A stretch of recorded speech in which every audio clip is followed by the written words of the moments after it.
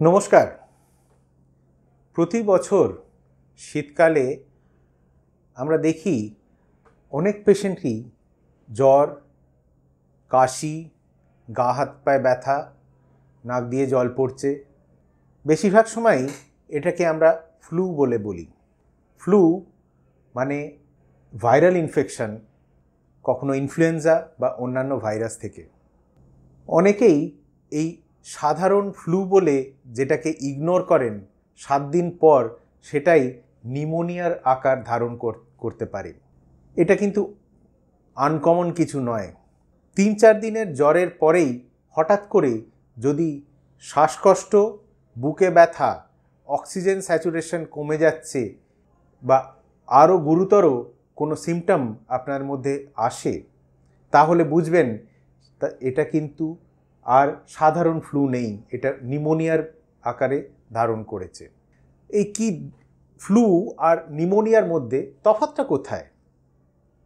Flu usually একটা viral infection, যেটা usually 3-4 দিন কি 5 দিনের মধ্যে আপনি কন্ট্রোলড হয়ে যায়।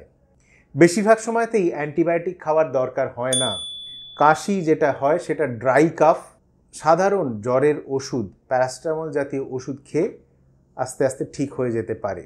দরকার হচ্ছে হাইড্রেশন, বেশি পরিমাণে জল খাওয়া, নিজেকে চাঙ্গা রাখা। কিন্তু এই 3-4 দিনের মধ্যে যখন ঠিক হচ্ছে না, যদি আমাদের কাশির পরিমাণটা বেড়ে যায়, যদি আমাদের কাশিটা যেটা ড্রাই ছিল সেখানে আমার প্রোডাক্টিভ কাফ মানে হলুদ বা অন্যান্য রঙের স্পুটাম বেরোতে শুরু করে, জ্বরটা আরও অনেক বেশি তীব্র আকার ধারণ করতে পারে, তখন কিন্তু সেটা নিউমোনিয়া।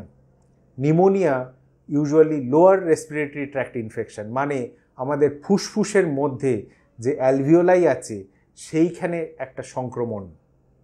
নিউমোনিয়া ভাইরাসের জন্যও হতে পারে, ব্যাকটেরিয়া বা ফাঙ্গাস সব কিছু থেকেই হতে পারে, এবং এটা খুব র্যাপিডলি প্রগ্রেসিং হওয়ার একটা আশঙ্কা থাকে। অনেকেই এসে বলেন শুধুমাত্র 2-3 দিনের জ্বর, তারপর এতটা খারাপ কি করে হয়ে গেলেন? নিউমোনিয়া কিন্তু এতটাই র্যাপিডলি প্রগ্রেসিং হয়, এবং এর ট্রিটমেন্টও খুব সাধারণভাবে করা যায় না। বেশিরভাগ সময় অক্সিজেন রিকোয়ারমেন্ট অনেক বেশি থাকে, ভেন্টিলেশনের দরকার হয়, কারোর ক্ষেত্রে তো একমো সাপোর্টেরও দরকার হয়েছে। ফুসফুস যতক্ষণ না সুস্থ হচ্ছে, ঠিক হচ্ছে, ততক্ষণ ভেন্টিলেশন সাপোর্ট বা একমো খোলা যায় না, এবং এর ট্রিটমেন্ট দীর্ঘদিনের, দীর্ঘমেয়াদী হয়ে থাকে। তাই এই সাধারণ ফ্লু কখনো আপনি ইগনোর করবেন না।